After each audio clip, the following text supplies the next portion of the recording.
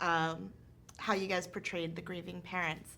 So I wanted to know, like, did you do any research, or did that come from a place within? Because I mean, you both did it very differently and yet so beautifully together. Thank you. I always hate to get. I had something I was thinking of in particular that worked. So I'm not going to say what it is, but it wasn't. I had to find a substitution or something, to even imagine that magnitude of grief. It's really was a frightening place to visit. And I've mentioned this in a number of interviews.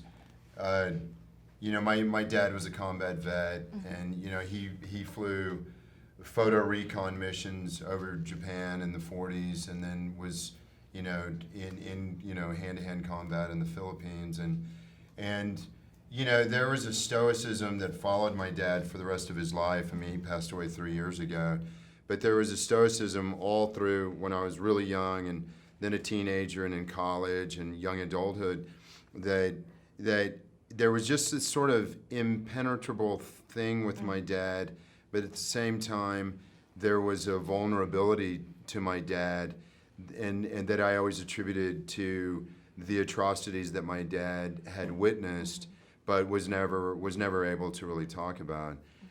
And how was that acting against a dog? I mean, they tell you always never do a film with animals, and yet you both. I mean, you, I think, had the hardest scene, though. Because I was in the theater with kids, and they were yelling at you.